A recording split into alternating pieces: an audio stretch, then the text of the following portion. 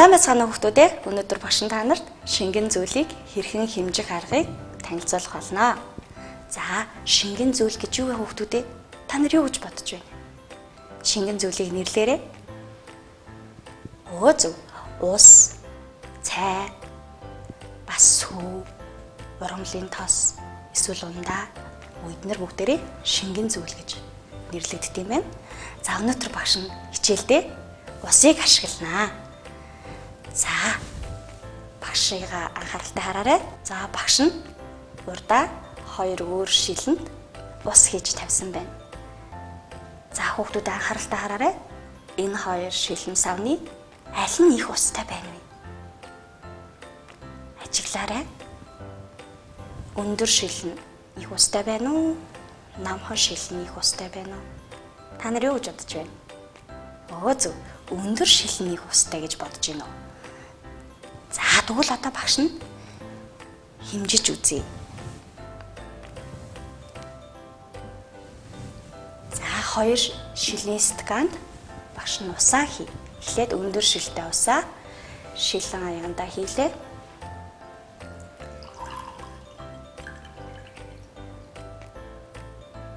За, хийчихлээ. Шилэн аягтай ус маань дүүрсэн байна. За, одоо харин намхан шилтэй усаа хий.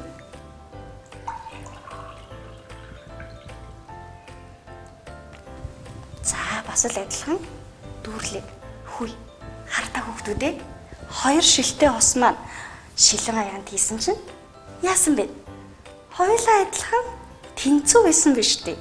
Тэгвэл өндөр шилтэй ус маань их байна гэж та нар үзсэн те. Тэгвэл яг хэмжээд үзэхэд 2 шилэн аяг маань хоёулаа дүүрэн ижил хэмжээтэй боллоо. За, тэгвэл харагдаж байгаа савны хэмжээгээр нь эзлэхүүнээр нь усыг их байна, бага байна гэж хэмжиж болохгүй юм байна. За, багш нь тэгвэл яаж хэмжих тухай танилцуулъя. За, энэ шилэн аяганд ус маань дүүрэн байна. За, одоо багш нь нэг аягтай дүүрэн усаа тал болгоё. Яаж тал болгох вэ? Зөв. Ууж болно. Эсвэл нэг сав руу юулж болно. За, багш нь нэг удаагийн аяг руу юуллээ. За, багш нь шилэн аягтай усаа ийшээ нэг удаагийн аяг руугаа юулъя. За, юуллээ. За, шилэн аягтай ус маань яг талаараа буюу дундуур австай байхыг дундуур гэж хэлдэг юм байна. За, энд бол дүүрэн байгаа юм байна. Гэтэл энд бас дахиад хоосон шилэн аяг байна. За, усыг хэмжихдээ тухайн савнд хэр их ус хийсэн байгаагаар нь дүүрэн, дундуур, хоосон гэж хэмжиж болдог нэ. За, хэрв та нарын гэрт чинь юм цайны аяг байгаа бол дүүрэн ус ивэл дүүрэн гэж хэлэх нь, талаар хийвэл дундуур гэж хэлэх юм. За, хэрвээ ээж аав нь миний хүү ээжтэй дундуур цай хий гэдэр гэвэл яах нь вэ? Аяаныхаа талаар нь хий. За, ингэж шингэн зүйлийг хэмждэг байх нэ. За, тэгвэл бүгдээрээ савны хэмжээнээсээ хамаарахгүйгээр хэрвээ энэ шилэнд дүүрэн хийн гэвэл дүүргэн, дундуур хийвэл гин талаар нь хийн.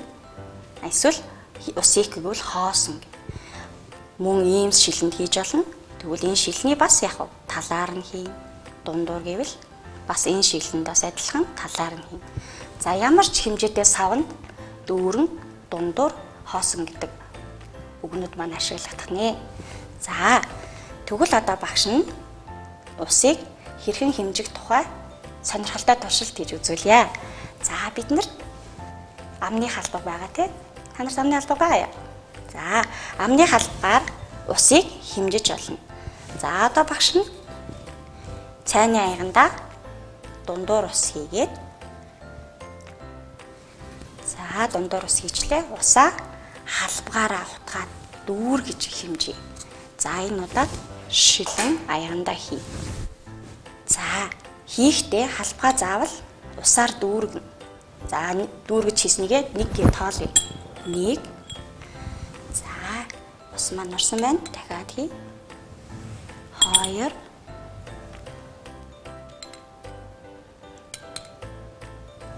3. За 3 халбаг ус хийхэд шилэн аяхтай ус маань аль хүртэл орсон минь хүүхдүүд ээ. За бас бид нар яасан байх нь ийм маркер, палмастер зэргийг ашиглаад усаа хэмжиж олох нэ ингэж зурж. За 3 халбаг ус хийхэд ингэж харагдчихэв. За дахиад өргөжлүүлээд хийх үү?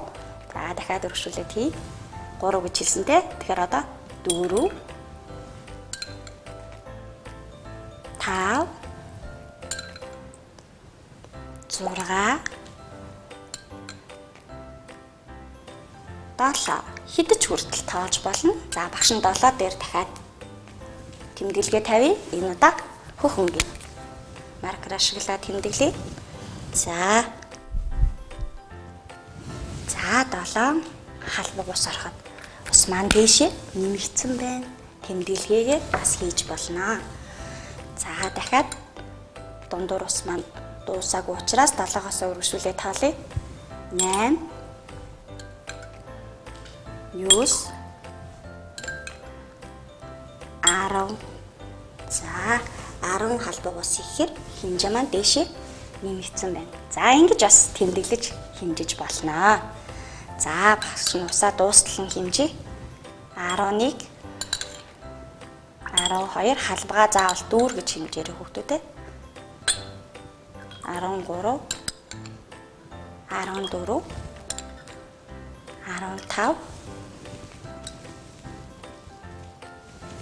16. За тэгвэл энэ цайны аягны дундуур байсан ус маань 16 халбаг болсон байна. За 16 халбаг болсныгаа бас өөр өнгийн маркераар тэмдэглэе. За ингээд шилэн аягтай ус маань дундуур болсон байна тийм үү хүүхдүүд ээ. Өнөөдөр бүгдээрээ шингэн зүйлийг хэмжих тухай ойлголттой боллоо. Хүүхдүүдээ усыг хамаагүй асгаж болохгүй, гантай хэрэглэх ёстой. Учир нь усаа гамснаар бид дэлхийг хайрлаж байгаа гэсэн үг шүү хүүхдүүдээ. Удахгүй 3 сарын 22-нд дэлхийн усны өдөр болно. Тийм учраас усаа хайрлаж гамцгаая. Анхааралтай оролцсон хүүхдүүдтэй баярлалаа. Баяртай.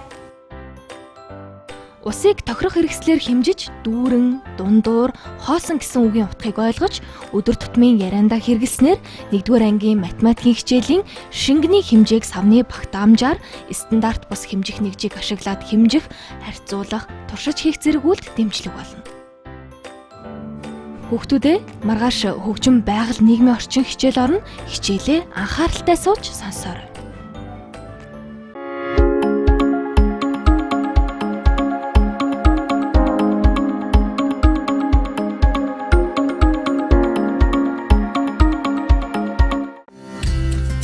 Бага насны хүүхдийн хөгжлийн цогц шийдэл. 2-оос 5 настай хүүхэдтэй эцэг эхчүүдэд өгөх зөвлөгөө. Таны хүүхэд танай гэр бүлийн толь. Хүү охин тань харагдах байдлаараа аав ээжтэйгээ адилхан ч байж болно, үгүй ч байж болно. Хамгийн гол нь хүү охин тань таны үйлдэлийг даган дураадаг гэдгийг хизээч мартаж болохгүй. Та толинд хараад өөрийнхөө нүүр царай, хувцлал зэргийг хянан засаж, тохируулан зохицуулах боломжтой. Мөн хүүхдийнхаа зан үйлдэлийг хараад өөрийн зан үйлдэлийг харах, хянах бас засах боломжтой. Аав ээж хүү охиныхоо яриаг анхааралтай сонсож, асуултанд нь төвөгшөхгүй хариулдаг. Хэн нэгэнд чин сэтгэлээсээ тусалж дэмждэг бол таны хүү охин таныг анхааралтай сонсож, тантай чин сэтгэлээсээ ярилцах төдийгүй тусламж хэрэгтэй хэн нэгэнд тусалдаг, дэмждэг нэгэн болно. Энэ бүхний эхлэл суурь нь 2-оос 5 наснд бүрэлдэнэ. Орчин үеийн аав ээж хүүхдээ сонгодог хөгжим сонсдог, ном уншдаг, амжилттай суралцдаг, амьдралын зөв дадал зуршилтай эрүүл хоололдог байх зэргээр сайхан бүхнийг хүүхэддээ хүсч хүлээдэг. Гэхдээ энэ бүхэнд аав ээж та өөрөө дагуулж үлгэр дуурайлал болох учиртайг мартаж болохгүй. Хүү охин таны заасан бүхнийг сурч, хэлсэн бүхнийг биелүүлэх боломжгүй. Харин санаандгүй хэлсэн үгийг тогтоох, хяналтгүй хийсэн үйлдэлийг дуурайх, дадал болгох боломжтой гэдгийг санаарай.